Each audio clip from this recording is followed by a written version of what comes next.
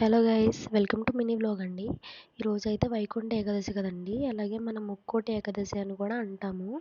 So ఈరోజైతే చాలా special day కదండి. సో నేను బాగా కొంచెం స్పెషల్గా పూజ చేసుకున్నాను అనమాట. సో ఏంటంటే ఫస్ట్ లేవగానే తలస్నానం అది చేసి పూజకంతా ప్రిపేర్ చేసేసుకొని పెట్టేసుకున్నాను. నేను స్వామివారికి వేసిన తులసిమాల అండ్ అలాగే అమ్మవారికి వేసిన పూలమాల అనేవి ముందు రోజు చేసేసుకొని పెట్టేసుకున్నానండి. సో దట్ మార్నింగ్ కొంచెం కంగారు లేకుండా ఉంటుంది కదా అని చెప్పి. ఈరోజైతే నేను 7 పిండి ప్రమిదలు చేసుకొని దాంట్లో అవినీతి దీపాలైతే పెట్టుకున్నాననమాట నేను స్వామివారి దగ్గర. అలాగే నేను స్వామివారికి ప్రసాదం కింద పాయసం అన్నీ చేశాను.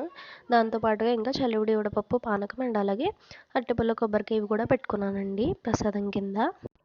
ఈరోజైతే మనకి వీలైనంత వరకు గోవిందనామాలు, విష్ణు సహస్రనామం, లలిత సహస్రనామం ఇవన్నీ చదువుకుంటే చాలా మంచిదండి.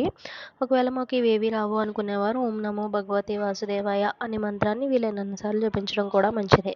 నేనైతే గోవిందనామాలు, విష్ణు సహస్రనామం అయితే చదువుకున్నానండి ఈరోజు అయితే విష్ణుమూర్తి గరుడ వాహనం పైన ముక్కోటి దేవతలతో కలిసి భూలోకానికి వచ్చి దర్శనమిస్తారని అయితే నమ్ముతారండి.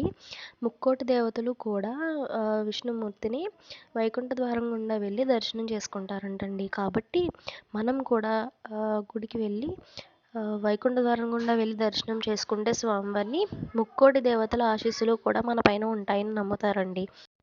అందుకనే ఈరోజు చాలామంది కంపల్సరీ గుడికైతే వెళ్తూ ఉంటారు. అంతే ఇంక వీడియోనైతే లైక్ చేయండి, కామెంట్ చేయండి అండ్ అలాగే ఛానల్కి అయితే సబ్స్క్రైబ్ చేసుకోండి. Thank you.